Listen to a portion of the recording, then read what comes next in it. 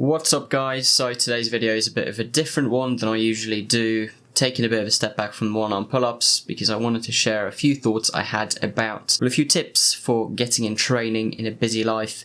Perhaps you're a uni student as I am, or perhaps you're having a 9 to 5 and it's hard to implement training. So I figured I'd share some of my tips, some of the things I use to make sure I get consistently good training weeks where I get to do the things I want and the things I enjoy. So as a little prerequisite to this, at first, before considering any tips on how to squeeze in more time here or there or how to make things go around, the number one thing to start off doing is to assess your general week. What type of limitations and what type of restrictions do you have during a regular week?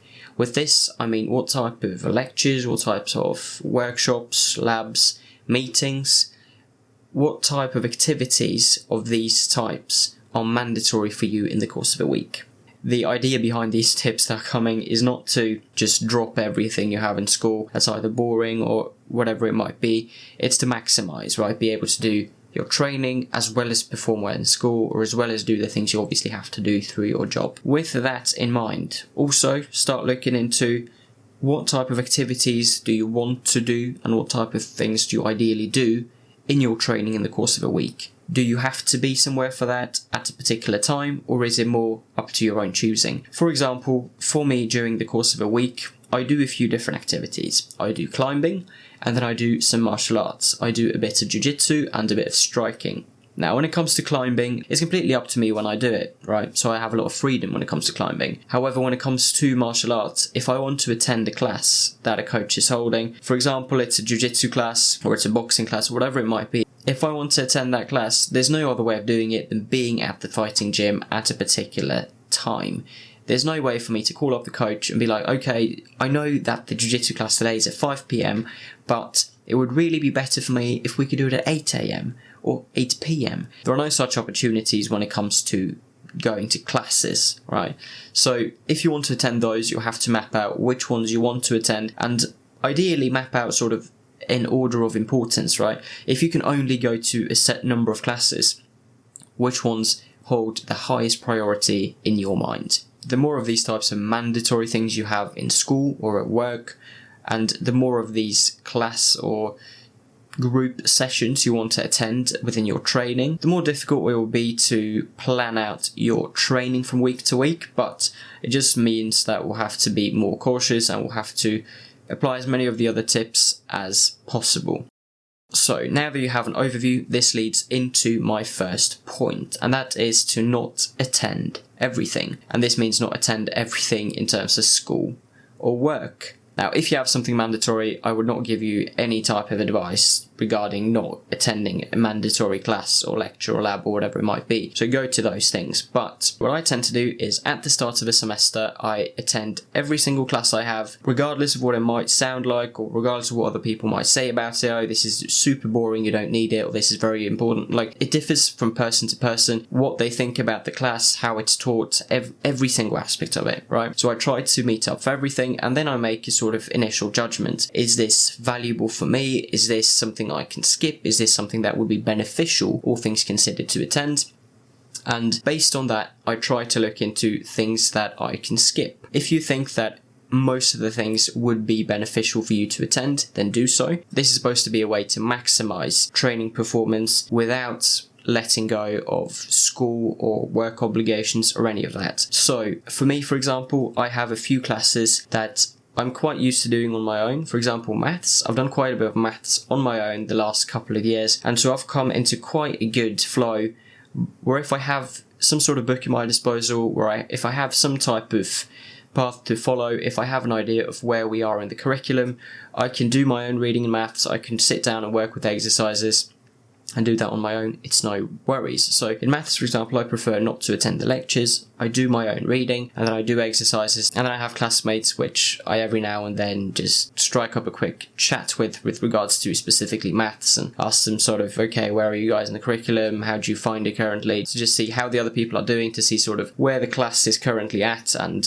so maths is one of those subjects where I don't really attend lectures. I do my own reading and then work on exercises, do all of the things that the teacher puts out, but I just skim the lecture notes rather than actually attending all of the lectures, and that seems to work for me, and it saves me quite a few hours each week. So that's, a nice bonus. That's the reason as to why I do it, and it works quite well for me. Whereas other subjects, I enjoy quite a lot being able to sit in the lectures and just get an overview and have the teacher sort of take my mind through it, at least initially. So you just got to see it through for you, see what sort of works, what doesn't. And so yeah, it differs between people, but I'd say here it's just figure out what works for you, what type of lectures are valuable for you to attend, what you can skip, and see if you can create an as open schedule from this as possible based on what can be dropped.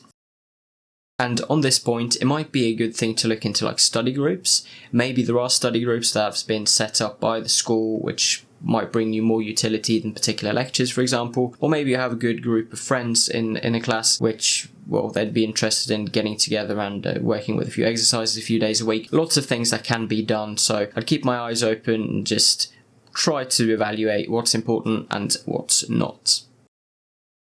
Now, for the next tip, this is something that pertains more to the actual training, and that is to superset as many things as possible. Now, if you have busy days at uni or at work, and you have little time left over for your training, or if you just want to train quite a few hours a week, and there's a lot of stuff to get around, this is quite a good tip. Sure, it might not be the most effective, but it might be very time efficient. So supersetting things such as if you're doing, let's say you're hangboarding, and in between you have a few minutes rest, then you do some leg exercises. Or you superset push and pull, doing pull-ups and push-ups, or bench press and weighted pull-ups. Whatever it might be, doing supersets can be a very effective way of getting a lot of good training in within a shorter amount of time. And also, as Andrew Huberman and a few other people online have talked about, you don't need too much rest if you're training integral muscles. They've done studies where in between doing sets of pull-ups, instead of resting for, let's say, 2 minutes between each set, you rest the equivalent amount of time, but you rest still 2 minutes. Like, you have 2 minutes break between the pull-ups, but within that time you also do a few push-ups. That sort of stretching of the integral muscles helps you almost perform better when you go back to the pull-ups again than if you just rested doing sort of nothing. So that's quite fascinating as well. It can be quite efficient to as I said, superset exercises, and at least for some of the days where you're more tight on time, this is a good way to squeeze in more of that training in a smaller time frame. Might not always be ideal, it might not be the thing you would have wanted to do if you had all the time in the world, but given other priorities in our lives, it's not always possible to be in the gym for several hours each day, and this might be a good way to sort of compromise, get in some training and get in some good quality training, train some good different muscle groups, or to do some good activity, but to have it happen within a smaller and more constrained time frame.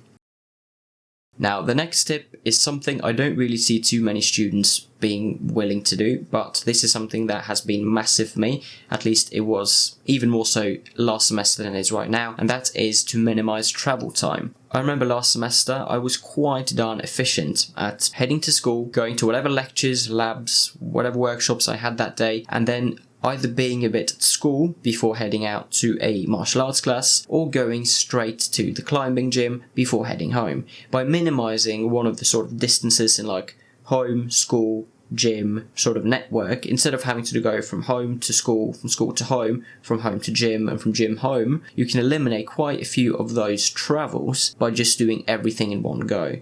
And one thing that has helped me incredibly much with this is just having a good bag or rucksack with you, one that can hold all of your gear, whether you're in school, whether you're at work, or whether you're at the gym. And this, like what I bought, this is something, by the way, I would absolutely recommend people to invest in if you guys haven't already, because I got a hold of this. Well, it seems a bit minimized right now because it's not really packed with stuff, but I got myself a 35-litre duffel bag, and this has been my main driver for pretty much the last year since I've gotten it. I've used it basically every single day, and it can store a really good amount of gear. Really, really good and practical. So it doesn't have to cost you much either. Like, I got this for an absolute steal of like $30-40, that type of range. So that's absolutely something I recommend. Like, one, minimizing travel time, but also just getting a good daily driver to have all your gear in. And here's something that's important to consider is you might sometimes think that, oh, okay, it's not really feasible to be at school, or be at work, or to be here for a longer period of time rather than going home. But often it is if you just switch it around. If you wake up a bit earlier in the day, instead of maybe just going straight to work or doing some studying, whatever it might be that you want to do in the morning to get your day started, it might be more efficient, at least for some days, to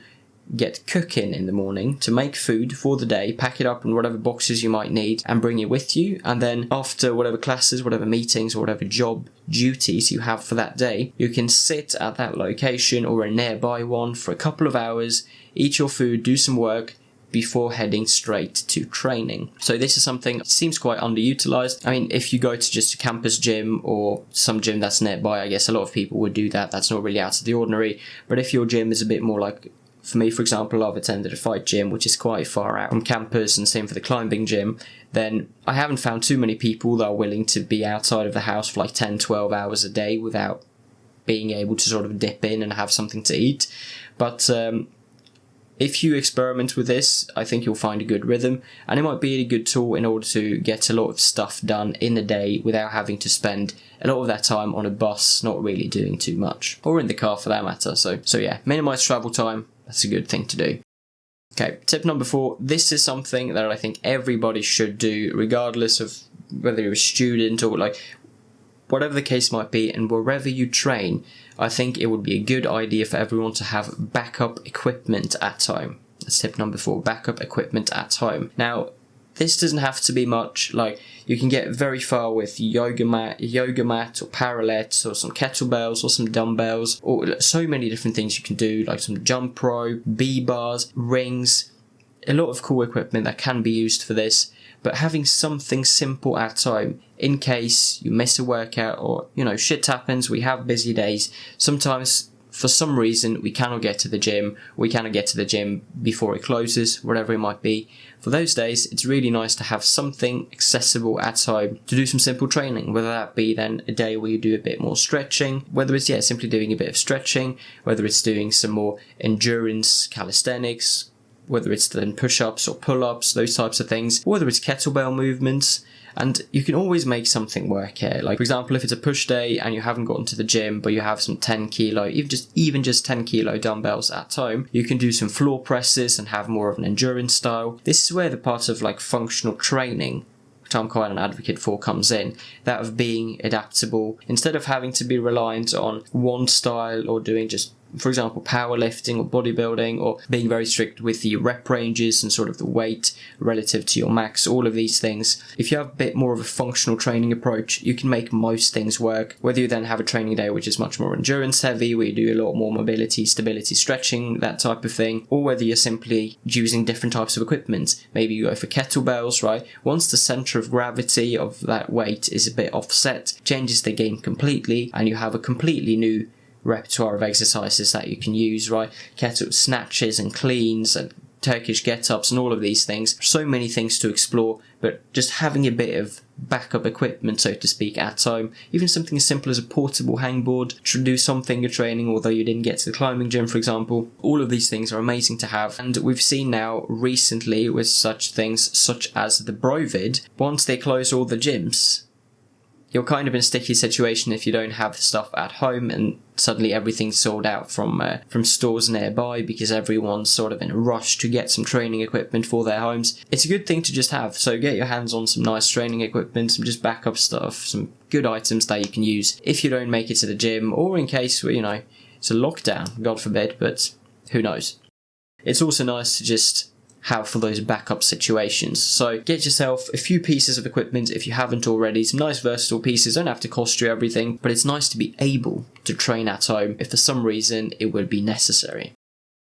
Okay, and for my 5th and final tip on how to get in more training in a hectic and busy life, it is that weeks don't always have to be the same. if you have obligations that sort of change up from week to week, you can switch up the weeks. If you want to do different types of classes at a particular gym, for example, and it's hard to prioritize between them, or you simply have fleeting obligations that change up a lot and classes you might want to attend in asymmetric fashion, where you want to do some of those classes this week, but some of these classes that week for particular topics, it's very possible to sort of change it up on a week by week basis, in which case I'd recommend having one day out of the week, maybe Friday, maybe Saturday. Sundays often feel a bit rushed, but maybe closer to the weekend somewhere where you plan out the week ahead based on, again, what type of responsibilities you have, what type of things you need to show up for, what's mandatory, and what classes and what exercises, what workout sessions do you want to attend. So looking at all of those things and making the best judgment call from week to week can be a good way to just get in your training and get in what you want to do. And also a little reminder here at the end that in order to get in a lot of training in a busy and hectic life, you have to actually want it. It's so easy today when we're distracted by our phones and all of the social media, TV and everything. It's hard to get up off your ass and just actually go to the gym. So you need to actually want it.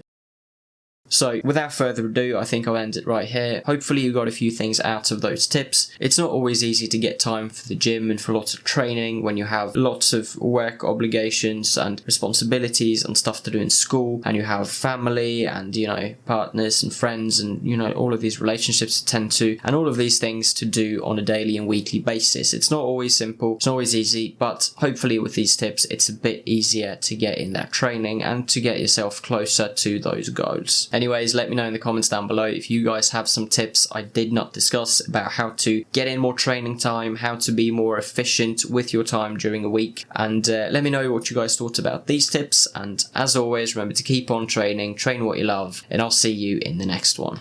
Cheers.